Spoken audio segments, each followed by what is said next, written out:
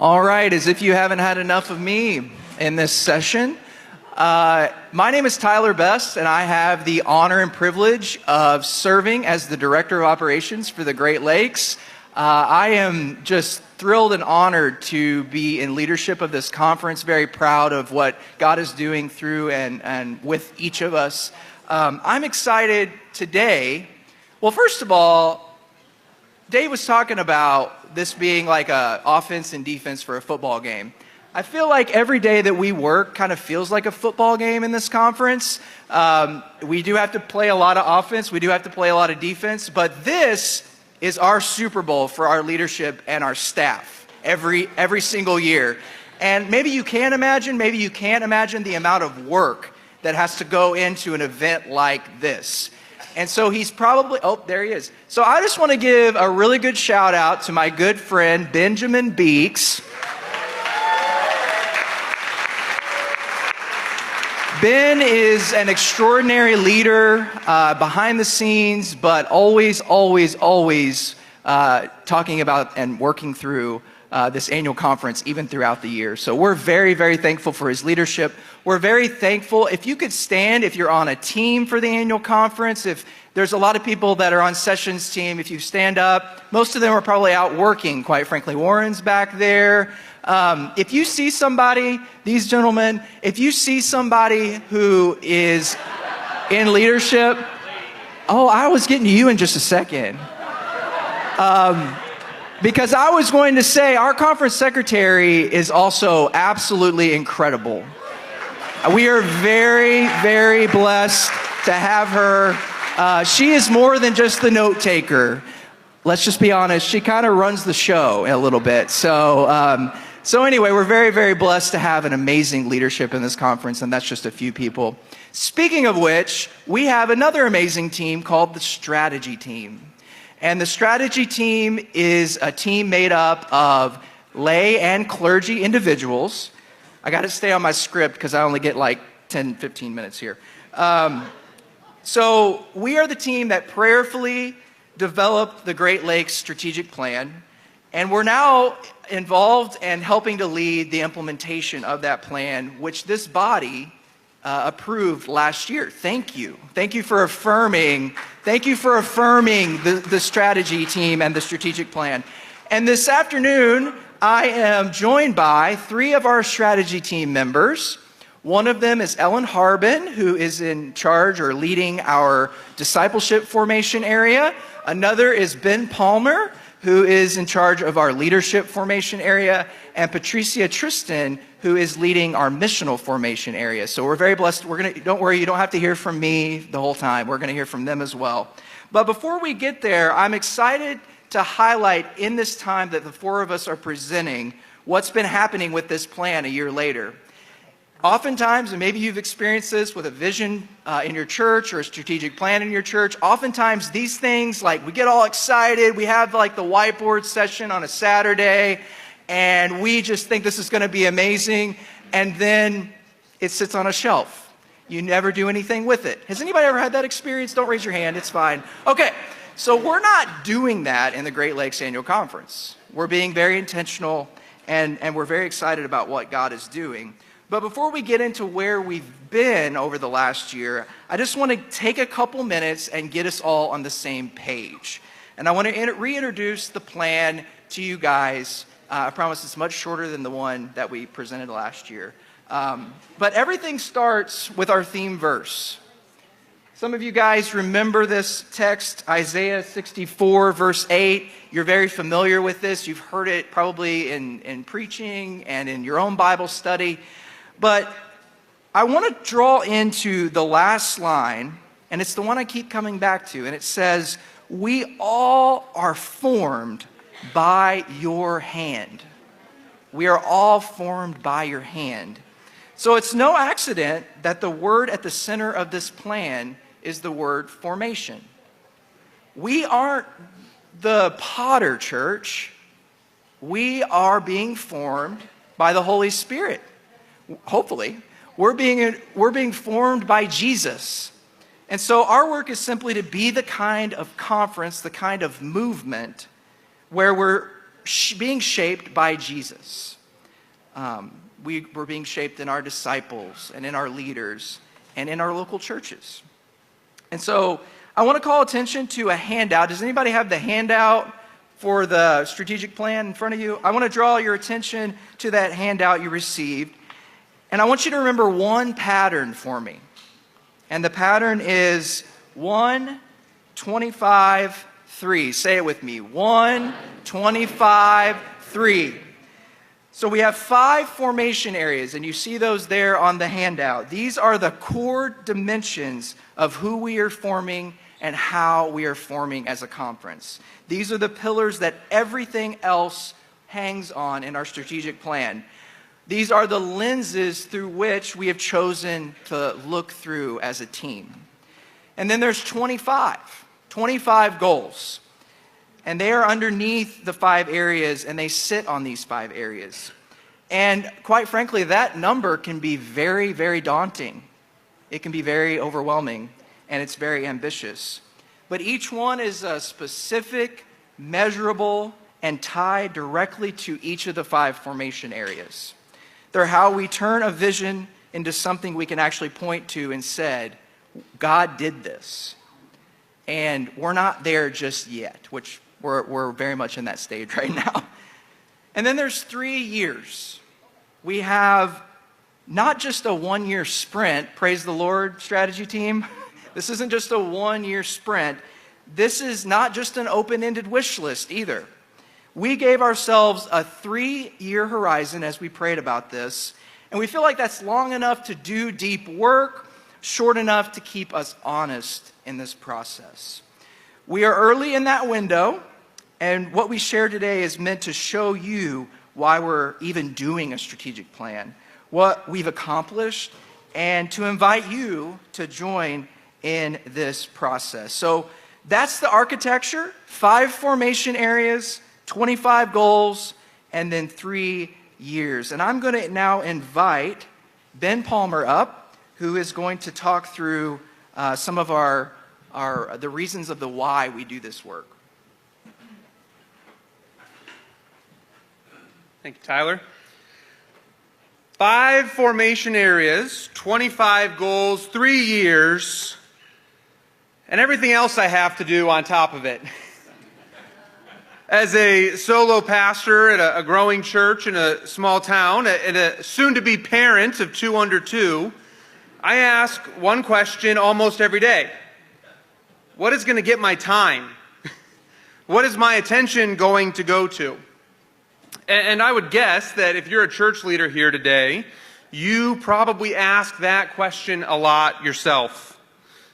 Not because you don't want to do good things, and not because you're spending all of your time watching Jeopardy or trying to fix your slice. I mean using wisdom in tough situations. Do I go visit Joellen in the hospital, or do I finish my sermon? Do I agree to do a funeral for a stranger on a day that's supposed to be my Sabbath? Do I try to correct a church leader in love? Or do I let them learn the hard way? What do I give my time to? When I was first asked to participate in the conversation surrounding the annual conference strategic plan, that familiar question arose again. Is this really something that I'm going to give my time and attention to? Is the strategic plan something that's going to benefit the ministry happening in the local church I've been appointed to serve? And maybe like some of you here, I had some doubts. For one, I've been on both sides of conference-wide initiatives. I've tried to generate buy-in for conference programs that churches just weren't excited about. Conversely, I've tried to shield the church that I served in another life from distractions to our calling as a congregation. I've been through the strategic planning process that Tyler talked about, where the plan stays on the whiteboard and never gets put into action. Why? Because it wasn't rooted in any on-the-ground reality of ministry. And so, with some prodding, Tyler convinced me this was worth my time. Because I think that the strategic plan answers for us a very important question as an annual conference. what's worth our time? How should we, as the Great Lakes Annual Conference, spend the time and resources we've been entrusted with? This plan was formed with the conviction that the annual conference doesn't exist to do everything. That the annual conference is a launching pad for ministry, just like the local church. And the local church exists as the front line. What we're doing here strengthens what we're doing there, not the other way around. As such, what we need to do is be clear about our policies, our priorities, and the realities of the conference we serve, so that this conference can fulfill its function. When your church asks you why you spent the better part of your week here at this session of annual conference, a great place to point them is the strategic plan.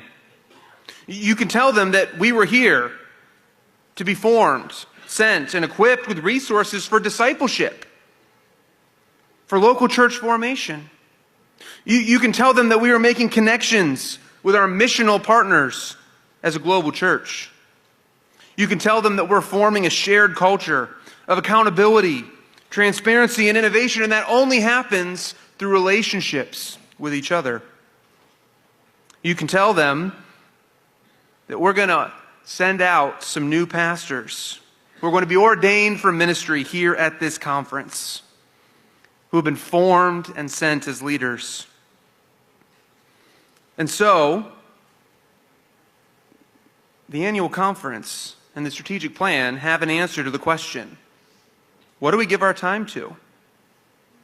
All of us serving in whatever role we may in the annual conference are doing so because when a pastor or a church finds themselves ready to do the next thing that God has in store, the annual conference is ready to do its part and to make that dream a reality so that we can all do the work God has called us to. And so I want to invite Patricia up, and she's going to share about one of the ways this plan is already being implemented to help the church do that all-important work.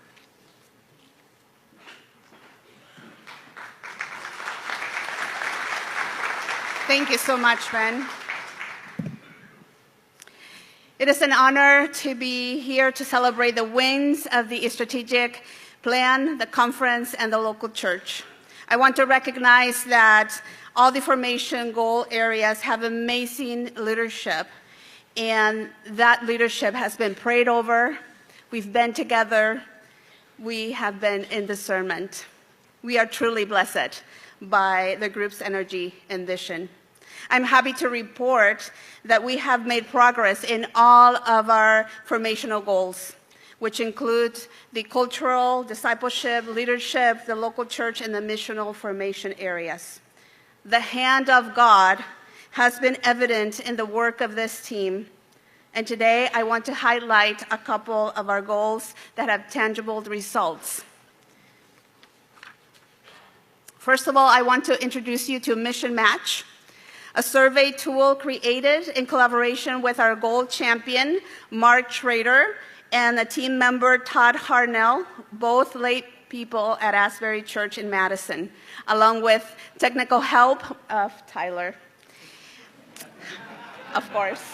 They have worked with a vision in mind to create Mission Match. Mission Match, you were made for more than a pew. It is a tool that connects local churches with serving opportunities across our conference.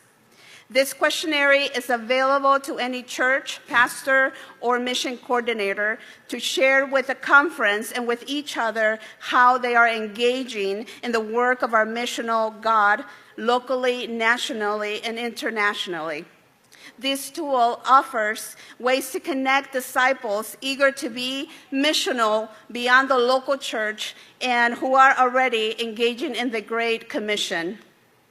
Around our conference, there are hundreds of serving opportunities already developed. Maybe your church is already engaging in missional work, or maybe your church or members would like to engage but do not have the resources or the knowledge. Mission Match can help us connect you with those who are doing the work already. and it is an easy process. You can point, you know how we learned. There's a purpose to learning you open a QR code. So you can open your phone and point to the QR code, and please use this QR code on the screen to start sharing how your church is being missional today. Secondly, did you know that our conference has 2 missional conference partnerships? Let me take a brief moment to share with our Great Lakes Conference is partnering with 2 other conferences, Ethiopia and Oasis. Our partnership has been growing over the last 3 years, and we have been in tangible and meaningful collaboration in building ministries.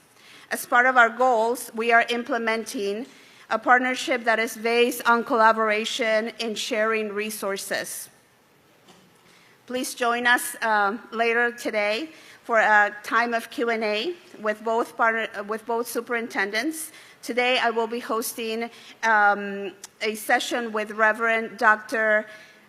Mbasu Peyesa, and tomorrow I will be speaking with Reverend Dr. Dan Miller. This will be a great time to hear from both of them and to dream with them how can we partner and continue to reach their countries for Christ. And at this moment, I would like to invite Ellen Harbin to share with us.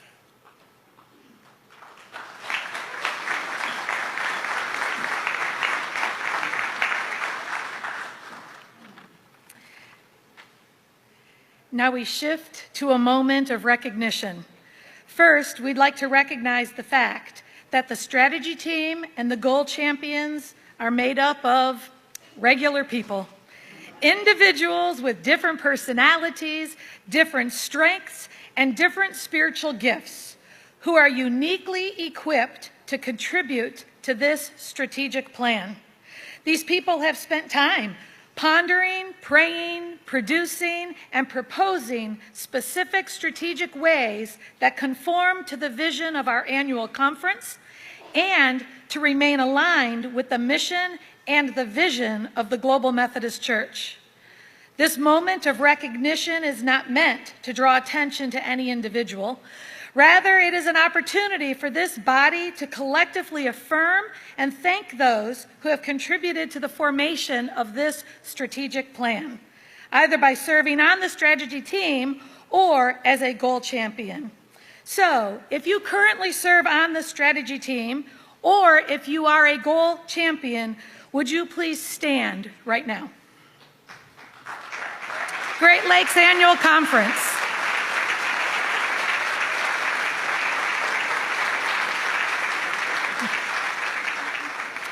Thank you for joining with us in affirming and thanking these people for their contribution and helping to form these strategic goals for now and into the future. So in closing, we have a call to action. Well, we would like to just call it an invitation. It's an invitation for you to be involved. So if you're feeling nudged by the Holy Spirit right now, because after all, He is the initiator of invitation, then would you please fill out this card that you have been given, and you probably had it just a little moment ago, but you can give it to any member of the strategy team, or you can drop it with somebody who looks official, and you can also respond to the Lord's prompting by emailing the strategy team as well. You will find all this information either on this card or on the screen, or you can, I don't know if we have a QR code for this one, but who knows? It's possible that you just might be one email away from participating in and contributing to this strategic formation. Thank you.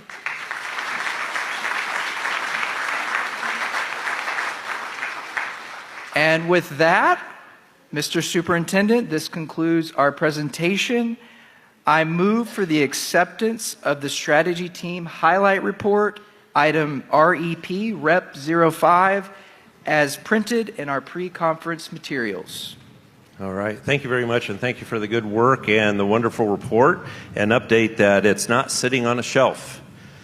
So it's a report, so the vote is to accept or not to accept the report. So if you would use your hand vote cards, all of those in favor of accepting the report, raise your card. All right. All right, thank you. All of those that do not accept, raise your card. All right, thank you very much. Otherwise, you'll be on the strategy sheet. No. No, thank you very much. And it is a joy, and what a fun season. Whoever thought we'd get a chance to do this? All right. Next, we're Bob. Okay, well, what's really fun as a part of this, people are saying, hey, can you help ministerial help with some of that? So part of that, we're going to ask the Reverend Dr. Bob Phillips come and talk about funding ministerial education and equipping.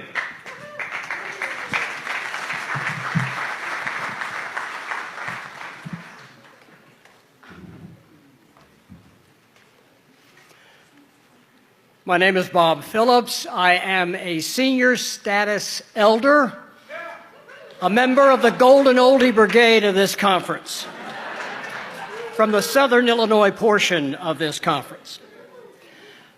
I was licensed to preach at the age of 19, and after the service, a reception line was formed, people congratulating me. My Uncle Howard came up, shook my hand, and said one sentence to me that I have remembered lo these many years. He said in his Southern Illinois twang, "Bob, I've never heard a bad short sermon."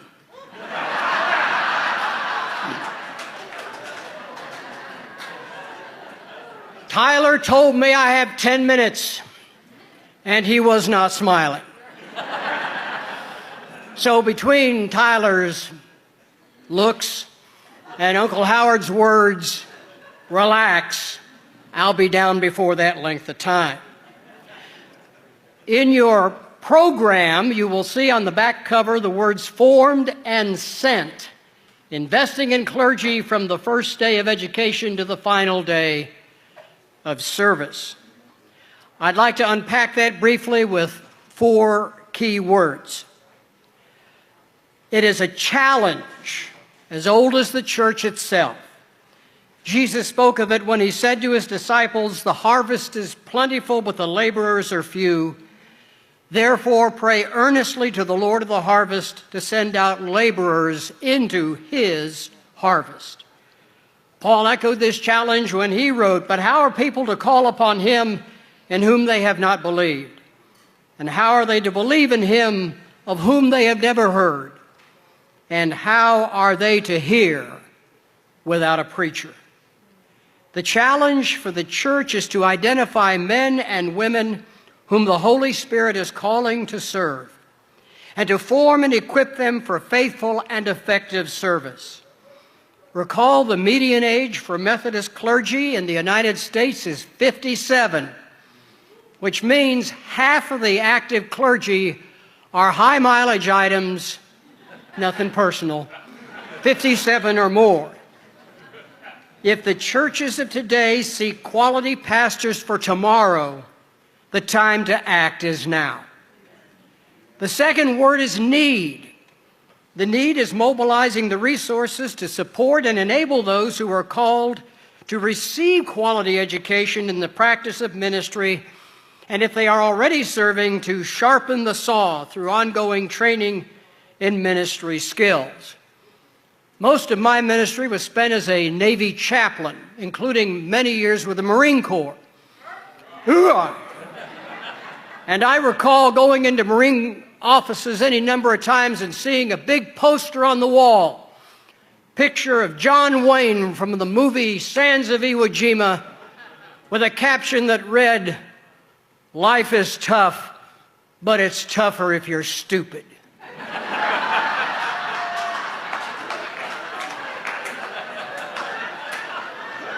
Well, folks, and I say this gently, ministry is tough.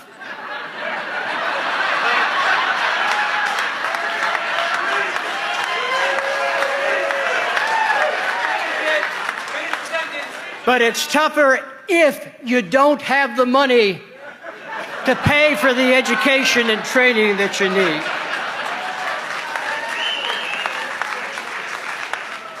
The church needs pastors who are prepared to craft and lead Spirit-filled worship, to preach biblically and clearly, to engage in wise and faithful pastoral care, to lead and organize and mobilize the church into a clear witness for Christ, and to be able to engage a culture and world marked by internet, social media, AI, and Lord knows what else.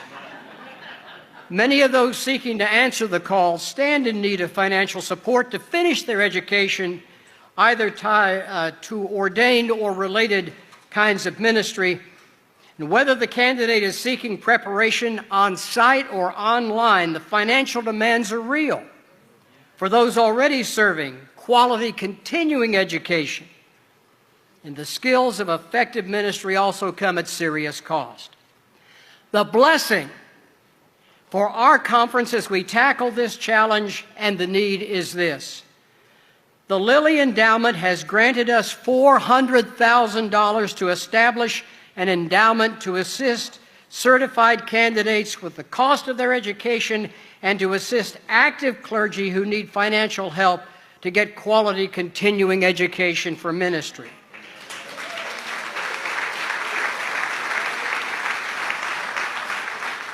Lilly has also offered the conference a second $400,000 for this purpose as a dollar-for-dollar match from churches and individuals who share the passion and the vision to meet this needs. Thus, every dollar pledged and received for this purpose over the next 3 years will be matched double.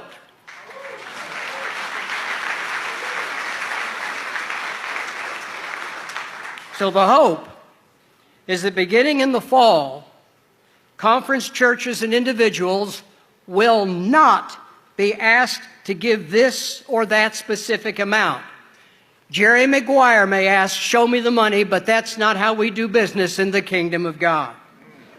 Churches and individuals will be presented with the challenge, the need, and the blessing, and be invited to ask God, "Lord, what would you have me do?" and act on God's answer to that prayer that you pray. One church and 2 individuals have already pledged $30,000 even before the start of this campaign. That's almost 10%.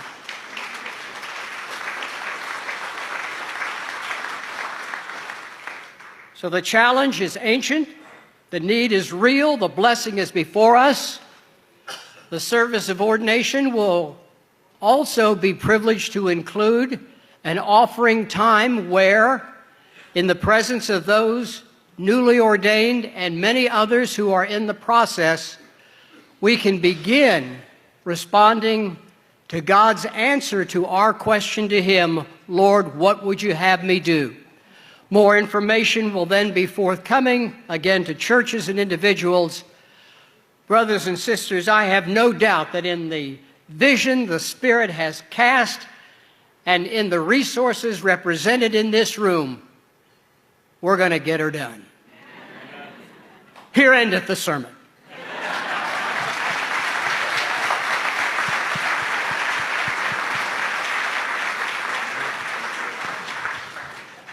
You'll notice he used the word pledge because some of you said, "I want to give money," and we said, "Don't yet," because we knew that there was a trigger. So this is part of our strategic plan as we looked at that, as well as the Lilly grant. And Bishop Webb met with the ordinands last night, walking through the historical questions. And there's one that they answer no to, and many times those of us that have been through that process snicker and know that it's not fully accurate because it has to deal with being in debt so as much as to make us sweat and not sleep at night.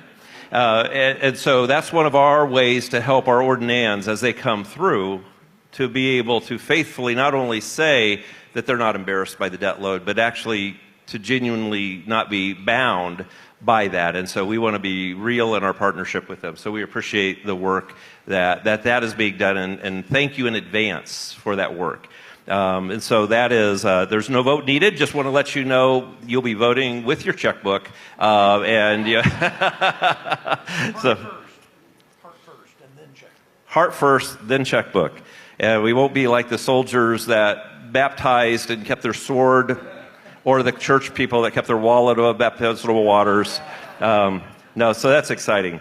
Our next report is by Stan Pegram, the Clergy Compensation Guideline Report.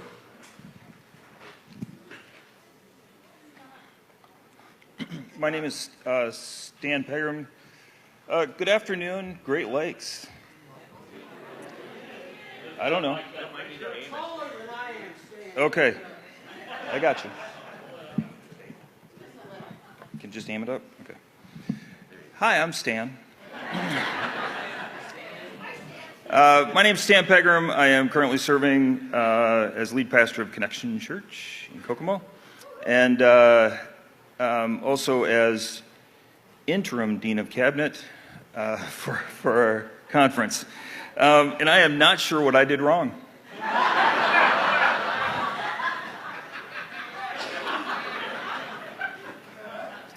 But I must have done something wrong to be lined up after Bob. But here we go. A couple of things. Yes, I will get to clergy compensation in just a moment, but fast story for you. About 3 years ago, I was pastoring in western Wisconsin and serving as presiding elder there, and I got a call from a church that really wasn't ours. They were just across the Mississippi River in Iowa, and they said, we don't have any Global Methodist churches in Iowa or Minnesota within a couple of hours. Can you help us? We don't have a pastor. And so we started figuring out what can we do and how can we help. And so we have been caring for them. They have had a pastor who served just across the river in Stoddard. So thank you, Ethan. For the last couple years, he has been pastoring at Grace GMC in New Albin, Iowa. It is in the northeast corner of Iowa, right on the Minnesota border and Mississippi River. Now you can clap.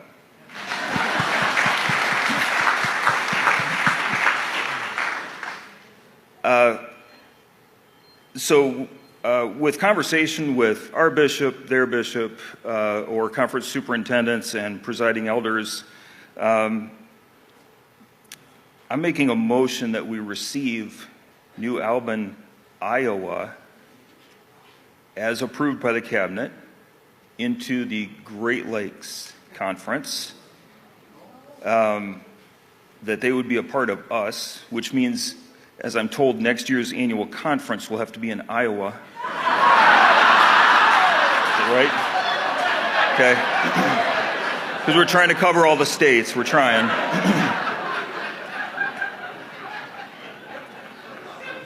Let's skip that last part, but... Just wear your John Deere hat. What's that? Just wear the John Deere hat. Yeah, John Deere hat. That'll be fine. So I am, with approval of the cabinet, I'm making a motion to receive Grace Global Methodist Church of New Albin, Iowa, as a church of the Great Lakes Conference.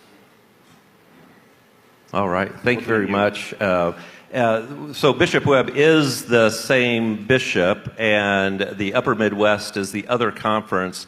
And so a couple of years ago, we were like, hey, how do we work with doing that? And we thought we had done that, and then Bishop Webb and I were doing ILI training, and we realized we have never had the vote come before the annual conference. So we've been living into this reality, and so as we have that, it's now before you. We do need a second. Do I hear a second? Okay, you got a second? Thank you. And so any conversation questions? All right. It's a 30-minute drive for Ethan, unless the bridge goes out. And as soon as we said yes, the bridge went out. Thankfully, he loves driving, and so he's had an hour drive to do that circuit. And so we thank you for his faithfulness and all. So it is before us. Those of you that would accept them to come in, knowing that everybody is okay with the bishop and the conference superintendents, and it's a great deal of care coming this way than having to drive a couple hours that way. Would you please use your hand vote card to vote affirmative to receive them? All right, thank you very much. Any opposed? All right, Stan, they're in. They're in. Officially.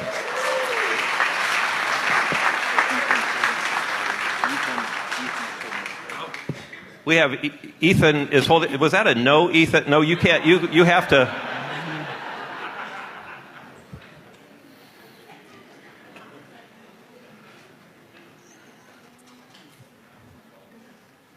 Go ahead and introduce yourself with the. Ethan Larson, elder appointed to Stoddard Global Methodist Church and pulpit supply to Grace Global Methodist Church in Dublin, Iowa until the end of this month, maybe.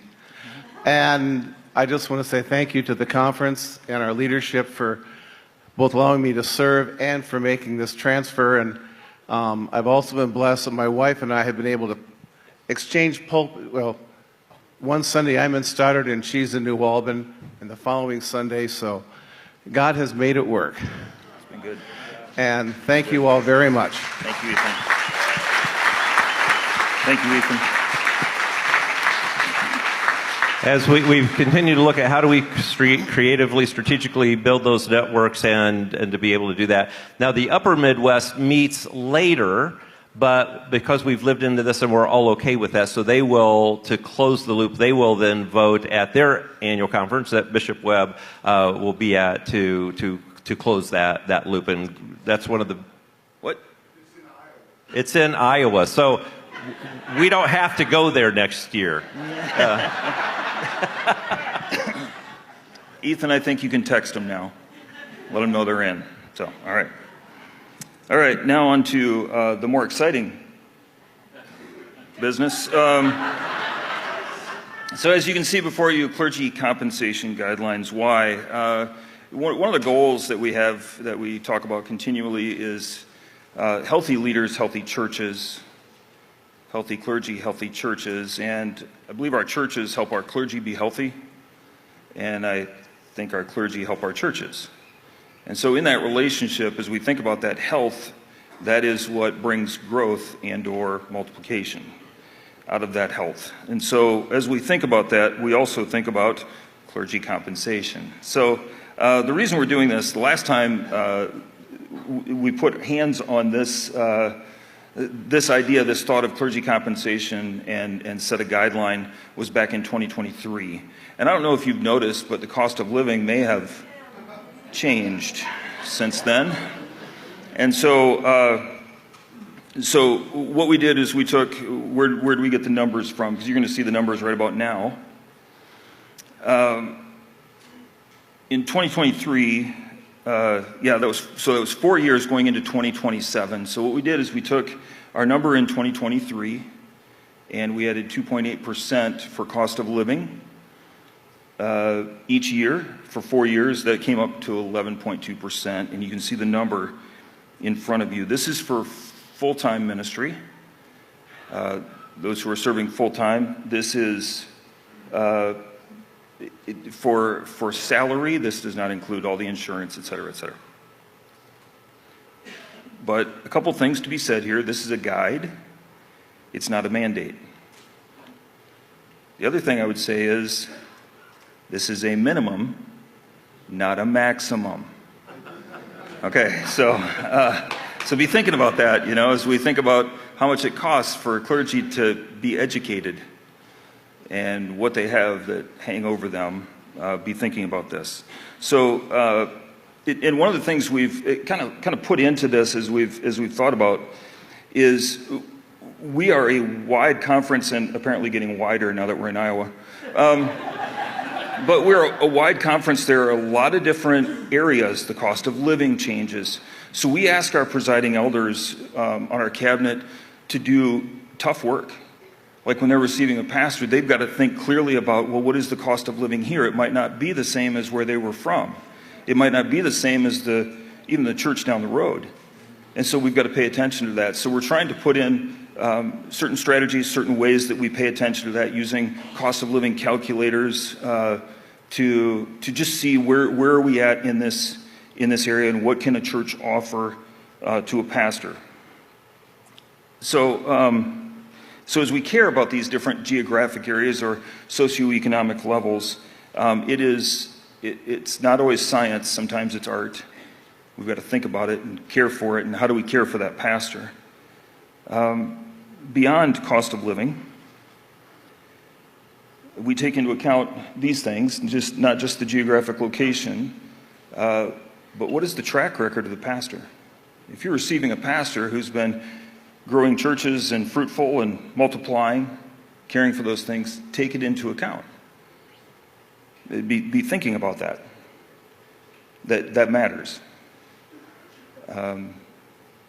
Sometimes our pastors, when they move from one place to another, they may have to take a pay cut.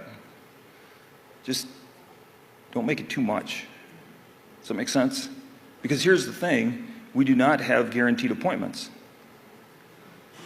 And so we don't require any church to receive a pastor. We don't require any pastor to go to a church. We believe in the power of the Spirit and the movement of the Spirit. And when a pastor is called somewhere, they need that opportunity.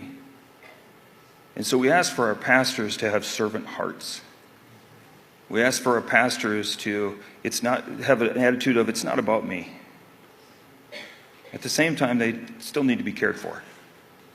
And so I'd ask us as churches to consider, and that it's not just the pastors who have a servant heart. It's our congregations as well. And so this has gone through our cabinet, and they have approved of it. And so now, Bishop, Superintendent, this concludes presentation. I move for acceptance of our report, REP 06, as published in your pre-conference materials. All right. Thank you, Stan, and thank you for the great care that the cabinet and just helping us think, because we want our churches to be more generous as a Global Methodist Church than they might have been as another previous labeling. Yes. Yep. And Yes. And so the report is before us, Clergy Compensation Report 06. All of those in favor of accepting the report, raise your hand vote card. All right, thank you very much. All of those opposed? All right, thank you. It is passed. Thank you, Bishop. Thank you, Scott. Thank you.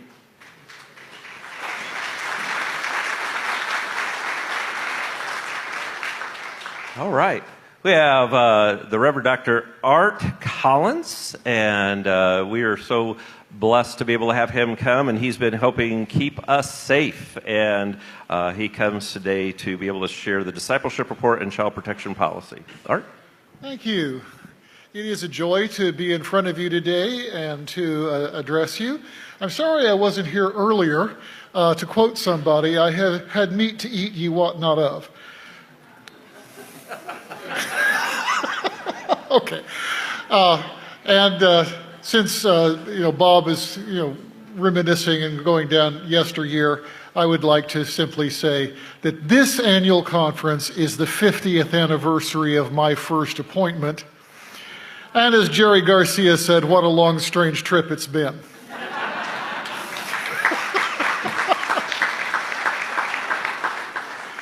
The discipleship team resources the churches of the annual conference in a number of critical areas. Among these are accountable discipleship and Christian education and scouting ministries and the School of Lay Ministry and camping and guidelines for the protection of children, youth, and vulnerable adults, and a whole bunch of other things. If you go downstairs and visit with me and Chris Stimler, he's our registrar for the School of Lay Ministries, and he's got his computer down there so he can check your records, we hope. We have a number of resources that you might want to take home. They're free, which is the right price, I hope. We are not selling anything. We want to equip the saints to do the work of ministry. If you find anything on our table of use to you, please take it home and use it to make disciples of somebody. The School of Lay Ministry, which was the subject of this morning's consent calendar report, it operates here. We have the new schedules for the fall semester, all the classes and instructors and times and places and so forth, printed downstairs. It was submitted to Tyler, but Tyler has been a little busy this last week. And so we don't expect it to be up online for people to register for just a little while. But if you want to know what is available for you to take in the School of Lay Ministries in the fall 26 semester, you can come downstairs and get the printout copy and take it home with you and start marking it up. The report of the discipleship team here includes, as I said, the conference guidelines on the protection of children, youth, and vulnerable adults. Every local church needs its own policy. The conference has its own policy. What we develop are guidelines to help you write that policy so you don't have to try and figure out every little thing. We give you some sample language. We highlight things you need to have conversations about. But in the end, since you are all independent corporations, you are responsible for keeping up with this stuff yourself. The denomination has a relationship with Ministry Safe, which means all of you get a free account with Ministry Safe. Now, you got to pay for everything you ask Ministry Safe to do for you. That's how they stay in business. But you don't have to pay for the basic account. So a lot of people are using their resources for training. You can specify your own training resources if you got stuff you like better, but they do have an extensive training regime there that you can use. Likewise, they have a national background check capability at various levels of intrusiveness and cost, and you can use those to vet the people who apply either as volunteers or employees to work with your churches and your vulnerable populations. Once again, however you write your policy, you could ask other agencies and insurance companies, state police, whoever, to do what you want done, but you have a convenient resource available to you in Ministry Safe, and we highly recommend what they have for you. This year, we had some extra things to do. We originally passed the guidelines, I think, in 23, but there were a couple of gaps.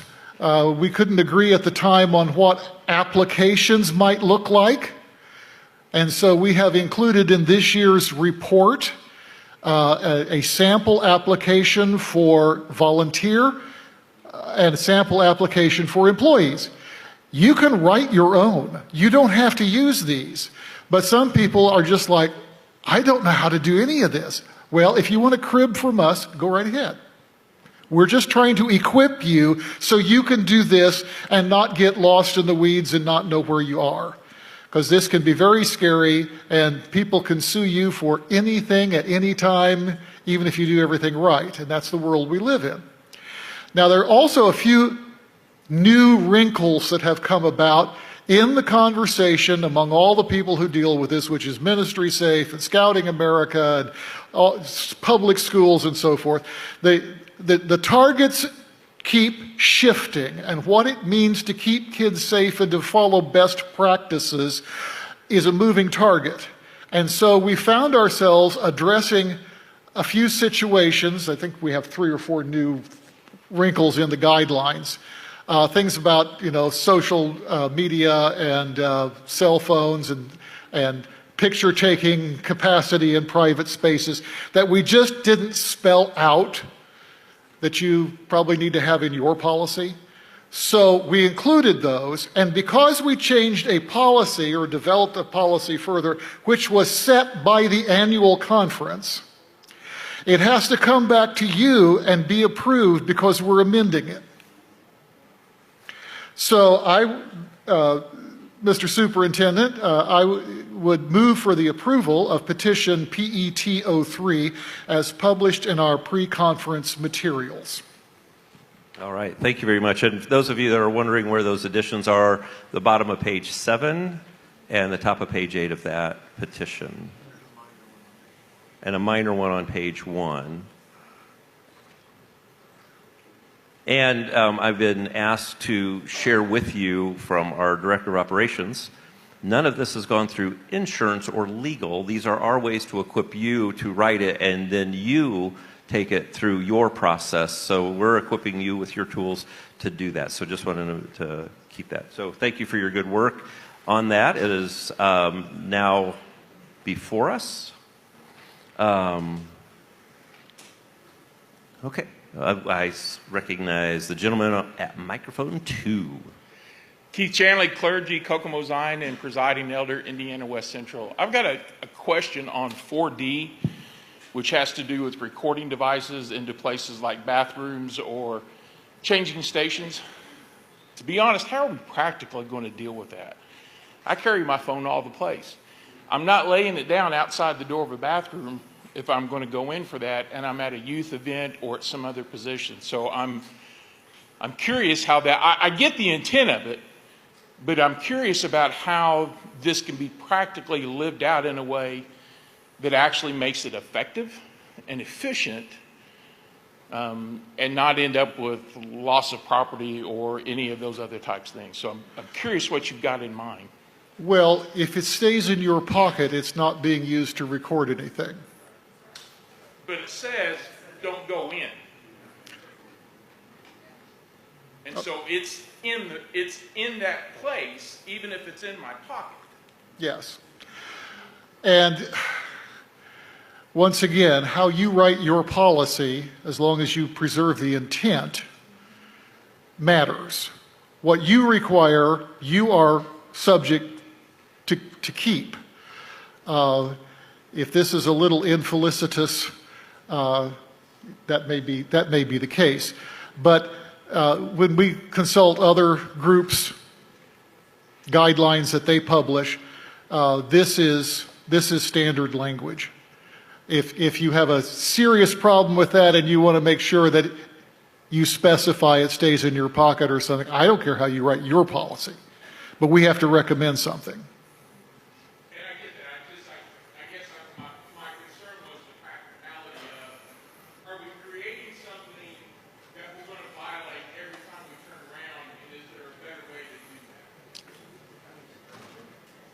I think the intent is to raise the awareness, and then each person fills that appropriately.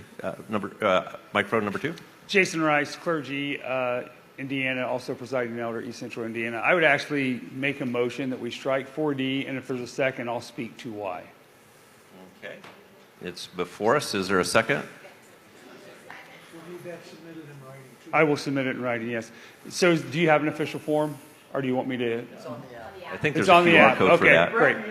I'll do it electronically. There's an app for that. Yeah. So the reason I'm speaking to it is we have a great number of people in the annual conference who have constant glucose monitors, and those are connected to their phones. And if they are in the restroom, it is in every possibility that it will come out to check that. And it could put a person in a situation where they're being accused of something that they're not doing because they're checking something on a CGM. And so I understand the intent. I don't think that it's enforceable, and I don't think that we should set a policy or recommend a policy that is so broad that it is not something that we can do. Okay, would you please restate that so we understand what you're asking? So the motion is to strike 4D, but the rationale behind it is we have a lot of people in the conference who are type 1 or type 2 diabetics. They use constant glucose monitors. That is connected to a smartphone. And so that when that buzzes, they are going to take it out of their pocket and check those things, which again violates the heart of the policy. So my motion is to strike 4D from the policy. Okay, and that was the one that Keith was questioning. Okay. Yeah. So the amendment is before us. It seems that somebody is now moving toward the microphone. Is there a second to it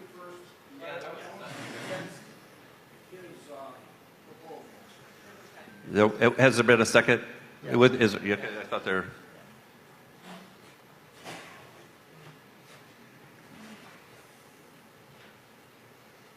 Microphone two. Pete Paulson, Decatur, Grace, Illinois. I want to speak against what the speaker had just mentioned about striking this. When I was reading this, I actually like seeing it. I would not have thought about this. But each church, I think, can, we use NCLL for $1,000 a year, and they'll look at anything. They helped us disaffiliate. They're tremendous. But I think that I would, or if we had something, we would send it to NCLL. Let them determine what would be good or not good. But the thing that I like about it, about having 4D, is that it raised my consciousness about it. Otherwise, I would not even be thinking of that. I really appreciate your report, but I speak against the amendment. Okay. We've had the amendment and a speech against striking. Making sure. Is there anybody else? Okay. The amendment is to strike D from the report. Using your hand voting cards, all those in favor of removing 4D from the petition, raise your hand voting card. Okay. Did you get that working? All right, thank you very much. Those of you that would vote keeping it, raise your hand voting card. That is very close. So I'm going to ask for a second vote, and somebody whose eyes are used to watching. We have microphone one. Joy Hook, Lay, Huron River Methodist in Dexter, Michigan. Instead of, because it's such a close tie, could we amend the policy, amend 4D, to say, instead of like you can't bring your phone in, to say prohibiting the use of videos while in restrooms? Well, currently we have an amendment on the table. If this gets, however this gets acted upon, then you can speak to that. But right now, this is actively, we just need to see what the vote is. Gotcha. It's a good thought, but not yet.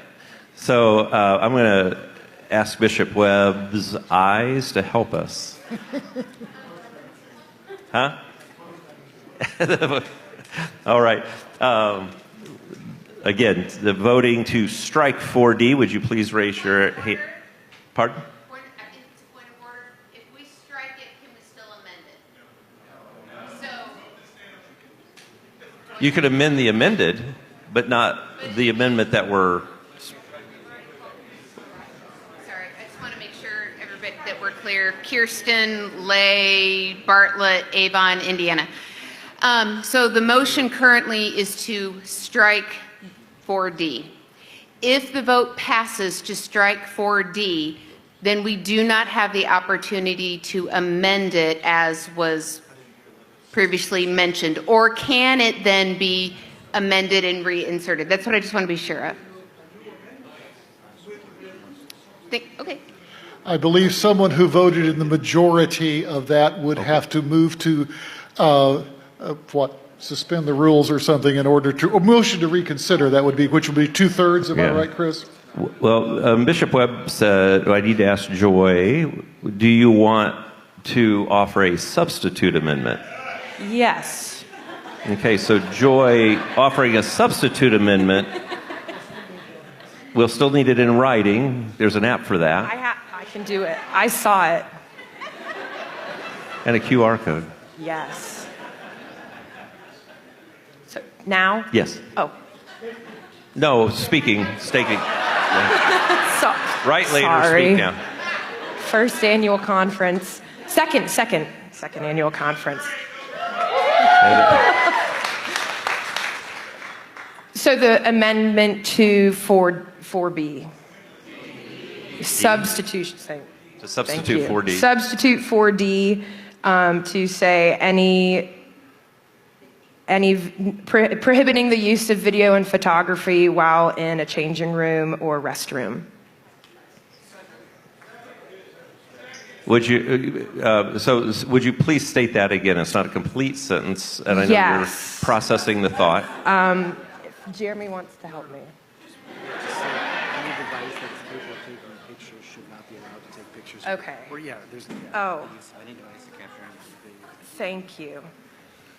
The use of any device to capture images, video, or audio is strictly prohibited in private areas such as restrooms, locker rooms, and changing rooms. No, not right. I'm sorry. My sister's the lawyer. She's the better one with me. She would be proud of you. Okay, let me, Michael Swicky, may I speak? Huh? Okay. I can, So, yes. clarifying, it's the use of capturing. You can still use Okay. phone for other devices. Yes. It's capturing. Yes, the use of any device to capture. So you can still use your device when needed, except in the use of images, video, or audio, being strictly prohibited in private areas such as restrooms, locker rooms, or changing rooms. Okay, I hear a second. Would you speak to that? Sorry. How do I feel so dumb. Explain what your substitute motion is. Yes, to substitute it so then if somebody does need to use their phone in the restroom, then they are able to, except for in the case of video, photography, or audio, to protect the children, to protect the other people in the restroom, but also if they need to use it for personal use. So the device explicitly being used as a camera, not a Yes. phone or a blood glucose Yes. monitoring device, etc. Yes. Okay, so it's the substitution is before us. It's been seconded, and so does everybody understand? Okay, super. So use your hand vote card to receive and accept the substitution amendment. There's a little bit more color in the room. Thank you very much. Those opposed to the substitute amendment? Okay, the substitute amendment has passed. So 4D as modified is now before us.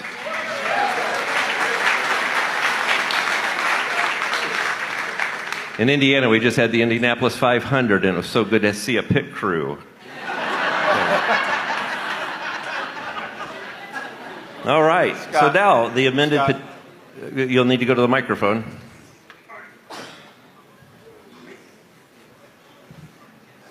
John Hauk, Senior Status Elder from Illinois, Toulon, Illinois. I got a point of order here that we need to consider.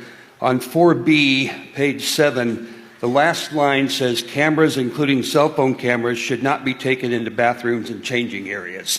Do we need to remove that line after what we just did?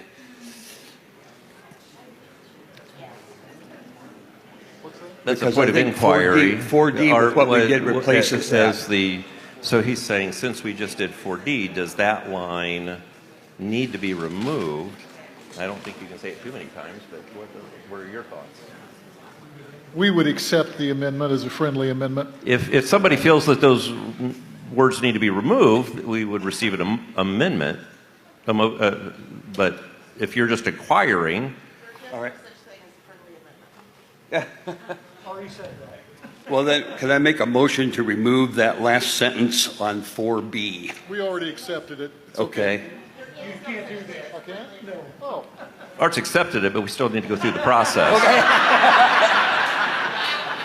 Okay, so we have. All my fun, Chris. So the motion to remove, to strike cameras, including all cell phones, cameras should not be taken into bathrooms and changing stations. Yes. On 4B, at the bottom of page 7 is before us. Is there a second? Yes. There is a second. Okay.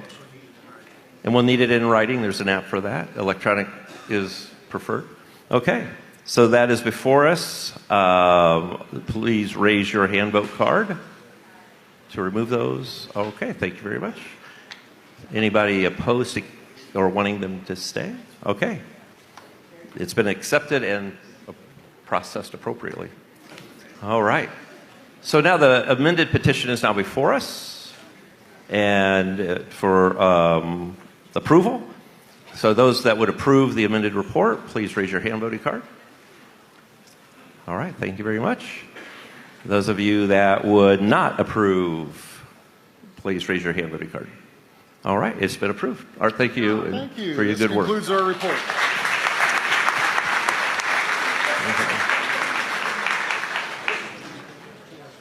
Please get those to Jill in writing very quickly, so we appreciate that. You might have noticed I changed my attire, so we have an exciting report, but we're going to have a video while we move a table back and bring our next report of the Ethiopian Nazarene Conference.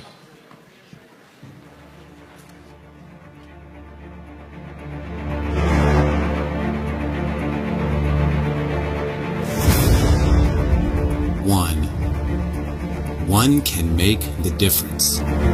We have one hope in one God who loves everyone. Hope for all people, everywhere.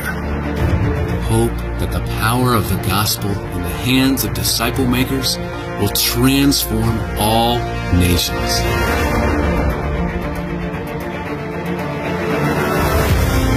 Sent from anywhere to everywhere.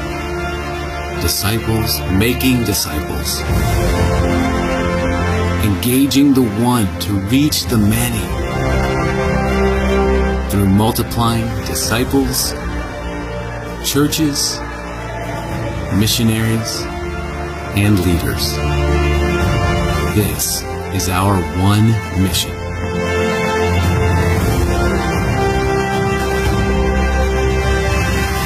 Bringing good news to the lost, providing relief to the weary and marginalized, multiplying worshiping groups, developing new leaders,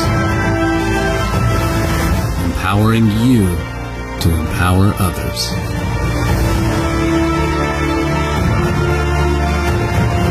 This is our one mission.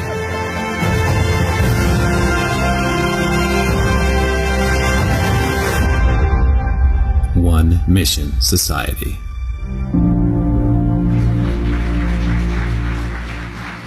And once again, we thank another one of our platinum sponsors, One Mission Society, and Rich was in the room. Hey, Rich, how you doing? And so we really do thank Rich Yoder and his team, and once again, another exhibitor downstairs.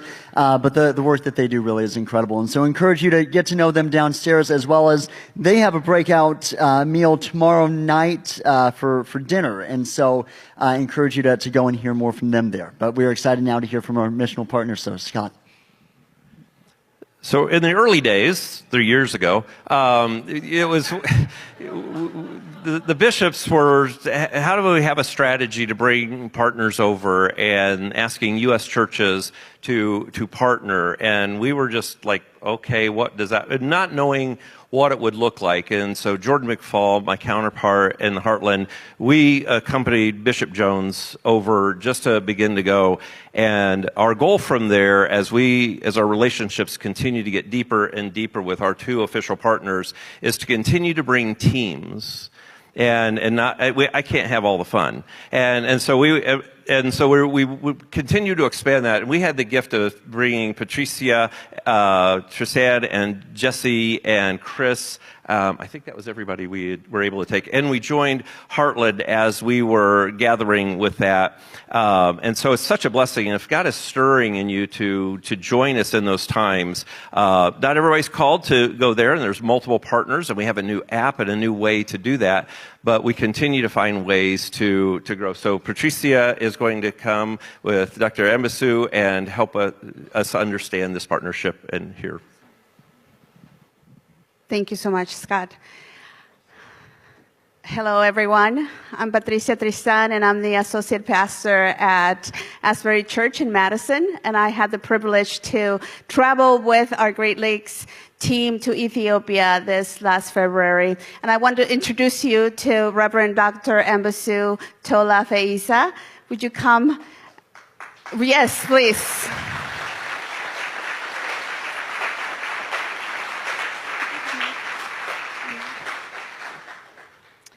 Let me share a little bit about Reverend Dr. Ambasu.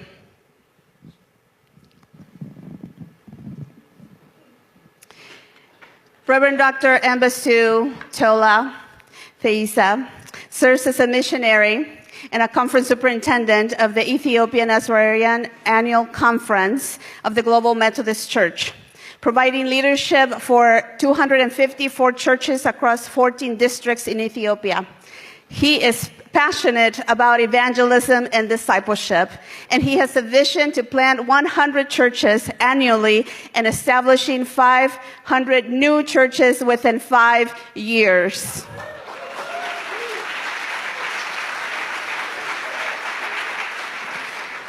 Before joining the Global Methodist Church, Ambasu served in the Church of the Nazarene in a variety of leadership roles, including pastor, district superintendent, mission coordinator, and church planting and discipleship coordinator. He holds degrees in management, business administration, theological studies, and ministry. I want to make a parenthesis here because I want to share with you a little bit about Ambasu's personal formation as a disciple of Christ. After a life-giving, changing encounter with Christ in a hospital bed in 1992, Ambasu dedicated his life to sharing the gospel and planting churches throughout Ethiopia. He also serves as the executive director of FAYA Integrated Development Organization, which provides humanitarian and community development services to vulnerable populations in Ethiopia. Ambasu and his beautiful wife, Sanait, have 4 children, and they have also raised 2 nieces following the loss of their parents. So today, I would like to take some time to have a conversation with Dr. Ambasu, and we have prepared some questions to share with us with the conference that so dearly loves him and so dearly wants Ethiopia to thrive and for everyone to know about Christ. I have the privilege of serving in the strategic plan, and I had the honor to be in Ethiopia last February, where we engage in training, and we also witnessed the beautiful ordination of 30 new pastors. We have some pictures to show you. Maybe we can show those. This was an amazing and rich culture. This was an amazing trip, and their culture is so rich. Let me tell you that I was inspired by their worship, their prayer, their hospitality, and their love.